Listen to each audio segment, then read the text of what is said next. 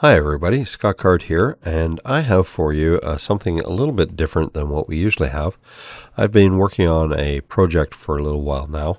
It's a power supply, and today I'm going to present a video where I put it into a box, populate up a circuit board, and we'll take a look at the final product.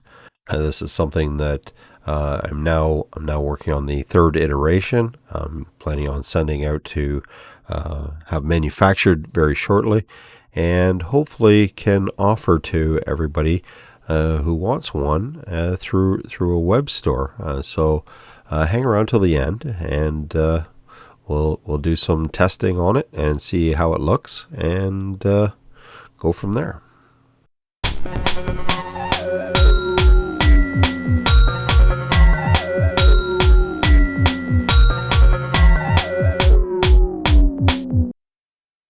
This is something that I've been working on for some time, and I have a few samples that I've made up of different iterations, and maybe I'll show you what I've been working on. So this is the my first prototype. Kind of proved out the concept, and that was kind of sort of okay. Obviously made a mistake on it, and okay, so we learned from that and we move on. Second generation has some really cool things I wanted to try out. One of them is an experiment where I'm trying to use some just FR4 that's copper clad as the heatsink, and it seems to be working really well. But it allows for one other thing, and that's to populate just the board without the ancillaries. And what I'm going to do is mount all the external bits to this case. And so, some good parts, some really inexpensive parts, and kind of mix and match as we go along. So managed to find these low voltmeters. They're super cheap, but gives you an idea of roughly what voltage you're on. Obviously, you're still going to want to pull out your half decent meter and check it before you touch anything sensitive. Other things that I'm going to put on here is we're actually going to have to move the power switch up to the front. And I picked this case because I really like the form factor. This is something that I can tuck up behind my bench here, and doesn't take up a lot of desk space, so that's great. Some fairly inexpensive binding posts. These are great because they do have the hole in the side, so I can mount it and feed a wire through it, or I can use my banana jacks conventionally.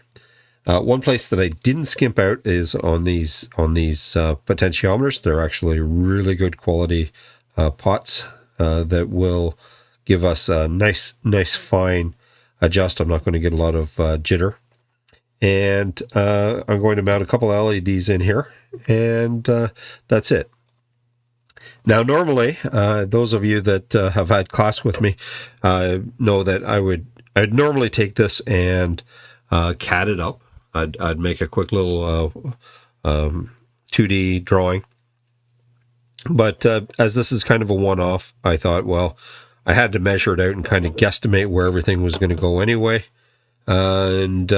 So good enough for today, sort of thing. So let's buckle up and jump into this, and we'll see what we see, and we'll see if it makes any good, or if I've wasted $20 on a perfectly nice box. All right. So obviously the first thing is that we need to lay this out, and you can see that I did actually just use a pencil and scribed it around and made sure that all of my components are going to fit. And so yeah, I'm going to start with some pilot marks. These don't need to go all the way through. They're just going to help me pick up the center.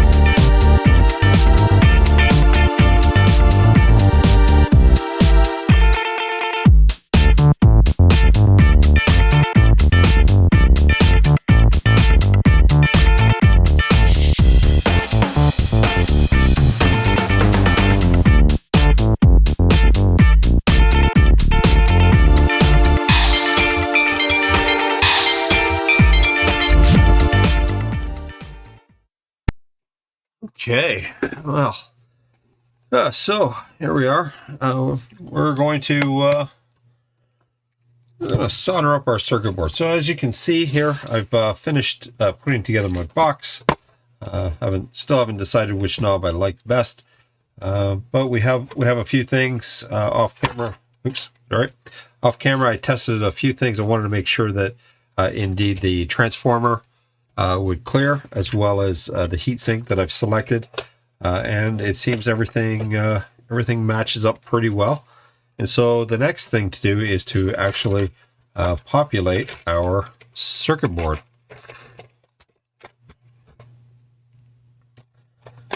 And so here we are. The nice thing about this design is it can be configured in many different ways. We can use the front plate and the side plates, which have heat sinks on them by themselves, or we can just install the board, as you can see this time, in the box.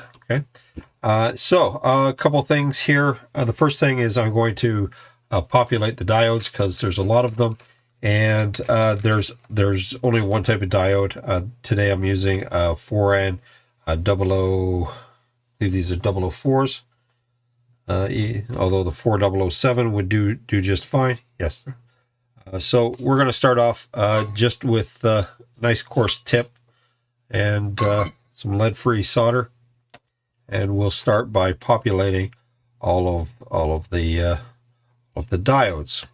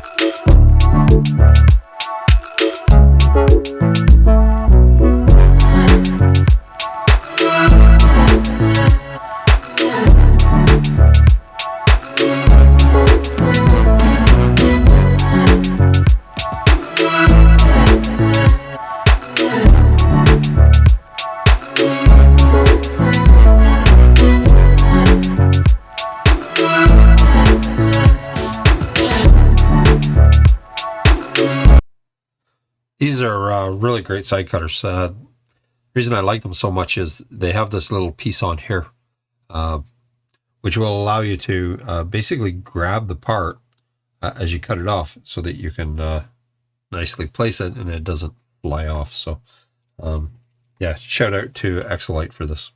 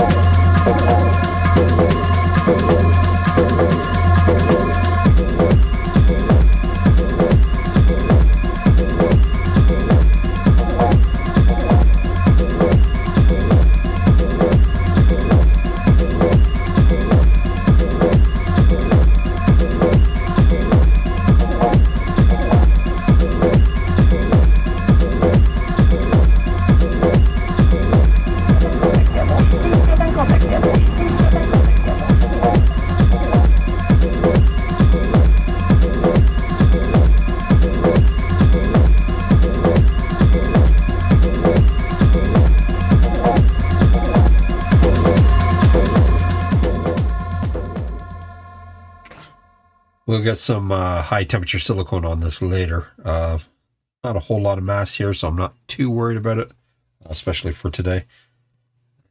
And we're pretty much down to our last component for onboard stuff.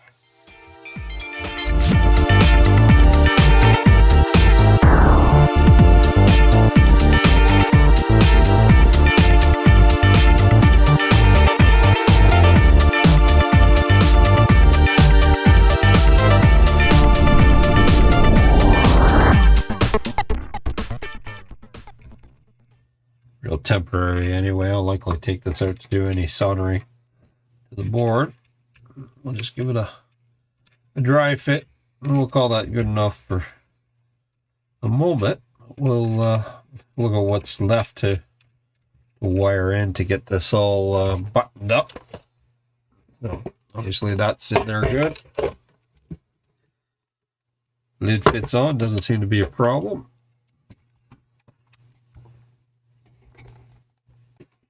Go. Looks like it's going to be good. And this is why you never throw away a cord. Never know. You do know. It's almost guaranteed you're going to need a cord at some point. And these glands are fantastic that way. We'll be able to take that over to here. Obviously, our fuse is going to get broken. Come to here. Our switch is going to go to the front panel. We've got the LEDs are going to come off here to here. We've got our potentiometer are down here, and our power leads are here and on the back side. So we'll wire them in to the circuit board and lay it in again and try to get it all fastened up so that we can slide the lid on and fasten her down. Said fasteners. All right, lots of room around here for wires to get tucked in. Yeah, I think I'm okay with most of this. Maybe these heat sinks are a little bit close, but if they do turn out to be a problem, I do have some shorter guides. But you know, being a linear device, you definitely can use all of the heat dissipation you can get. All right. So now that we have our board all finished up, the next thing to do is to actually start to wire it into the box. And so one very important thing to make sure when you're wiring something like this is to make sure that you use heat shrink tubing everywhere that you can. And so here you'll see that I have an external fuse that I'm using, and I'm connecting the ground wire, the line wire as soon as it comes in through the box. Okay, so here you can see that we have shorted out or jumpered the fuse as well as the switch, and that's because, as we saw, the fuse is on the side and the switch is up front. And here we have the wires running up to the switch, as well as you can see that we've started to wire in the meters and the potentiometer as well as the main power, so positive and negative for both left and right. They're all run in, and then we next want to take it and wire all those wires to the circuit board itself. Did a little bit of cable management, and then we're ready to close it up and make sure that, again, everything fits. And sure enough, it turns on, everything fit nicely, and we're ready to run the screws in and give it a proper bench test. And so my initial bench testing went well, but let's take a look at it on my computer here. Okay, so here we are. We're all set up. As you can see, I've got my desk all set up. I've got my new little power supply here up against my computer. And it doesn't take up a lot of space on my bench, which is fantastic. And let's see, what can I say? We've got my old Analog Discovery hooked up. I have 4 20 ohm resistors in series, and that's pretty much it. Um, let's start by taking a look at our background noise. So as you can see, the unit is turned off, and I'm just going to crank up the resolution here. Let's get down to in around the 5 milliamps, millivolts per division, and you can see that we do have some background noise. My desk isn't exactly the most quiet place electrically, but that's okay. As you can see, nothing's really grounded. I haven't taken any particular precautions, and I my scope probes are not insulated. I mean, here you can see we can get some, maybe even some triboelectric effect if we fiddle around with our wires a bit. Anyway, so that's us sitting at base, and we can see that there is a bit of a DC offset just sitting here, which is somewhat expected because there's quite a bit of AC floating around. All right, so let's turn it on, and so we do see it drop down quite a bit. These are in millivolts, by the way, so let's bring this up to something reasonable. And yeah, we're sitting a little bit low, and that's expected with this kind of design because there is no real trim pot in there. That we could have a voltage that's negative, but it will be less than a single diode. And we do have some noise here. Let me slow down the signal here so that we can take a look at it.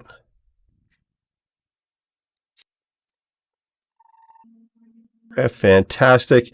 And what are we looking at here? We've got 5, 10, and we're over here to about 17 or 18 milliseconds, which is what you would expect to see on 60 hertz. So we know that this noise is coming from outside the power supply, because we're full bridge rectified. We would expect to see 120 hertz for anything that's coming from our rectifier, and we would see somewhere in the kilohertz, several kilohertz, if it was noise from the actual power supply regulator. All right, so let's bring this back down. We'll take a look at it as we put it under load. We'll go up here to 5 volts per division, and I'll bring this down here so that we can see a little bit better. And so again, remember that this is 80 ohms of resistance. So I'll keep my little calculator handy here, and we'll start to bring up the voltage. And so I'm going to bring up the first power supply up to, let's see, 10, 11, 12 volts. I'm not seeing any real ripple. Okay, all the way up to 15 volts, still nothing. And we can get a little bit more out of it, even though it was only designed for 15 volts. And so at 80 ohms, that's reasonable. Okay, so let's now take it, and I'm going to modify it so that we are in series, the two power supplies.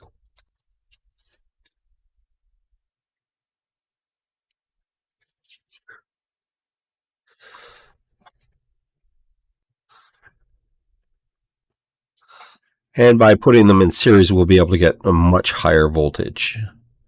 All right, so we'll bring this guy up to, let's go up to 12 and a half. Okay, and so this one should be able to come up to about 25. And at some point, we should start to see some ripple coming from our regulator. So there we are at 25 volts. We're still pretty good. Okay, keep coming up, and so now we're starting to see those valleys, and those valleys are from our input capacitor not being sufficient to filter it. And so we could we could put a bigger capacitor on there and filter it out a little bit. Let's back this back down a little bit. And so, yeah, let's call that 25, 26, 27 volts, we'll call it. And so 27 volts divided by 80 ohms gives us 338 milliamps, which is definitely in our design spec, we're spot on. And so I can feel this starting to heat up. We are actually producing fairly good power. So that's times what did I say, 27 volts. So this is 10 watts, which I mean it's nowhere near the power dissipation for this 40 watt resistor that I've built up, but pretty good. And if we really want, we can zoom in here. Let's bring this down to a known voltage. So here we are at 25. So I'll just bring this down my offset to minus 25. Should put it in the middle, and we'll bring this down so that we can start to see what kind of ripple we have when we're under load. Okay, let's bring this down another. Try to bring it down a little bit, and this is where that good potentiometer really makes a difference, is being able to make these fine adjustments. So this is 20 millivolts per division, and so under load we have less than 20 millivolts. Okay. And there's just absolutely no way we can get locked on it. This is not the right device for trying to do a real bench test, but I love it for doing computer screenshots, because it is fairly high resolution and everybody can see what's going on. So let's take a look at what happens when we slow this down. And yeah, you can see basically we're one bit up, one bit down. There's nothing too awfully crazy there. All right. So again, as far as I'm concerned, this is fantastic. This is spot on to what I was intending the design to be. The new package that I have designed around, I really like. It's 100 by 100 by 100 millimeters, so a little bit smaller in a couple dimensions and bigger in the other. This one really fit the bill. It was sitting here. I had the box already, and I had a board from one of my earlier prototypes, so why not use it? I love it and will continue to use it. Even my new boards have been they're being manufactured. They've been manufactured in China and are on their way. So I'm planning on 2 new videos coming out soon. One of them is basically on the design evolution of this as a project. I'm also planning on doing an assembly of the new prototype that when it comes in, and that I'm hopeful that I'll be able to get out to anybody who's interested. So keep an eye open for that video. Hopefully there will be a link to a web store or an eBay account at that time, that if anybody is interested in picking up one of these, I'm going to sell it likely as a bare board project. So I'll give you a DigiKey cart and sell you the board or the design files. If you want, you can go to my manufacturer in China and order them from there if you want to do it that way. I'm not quite sure how exactly we're going to do it, but know that I do want to get these out for everybody to have something reasonable that they can set up to do some experimentation on their bench or on their desk without having to shell out a lot of money, and hopefully learn something about electronics in the process. All right.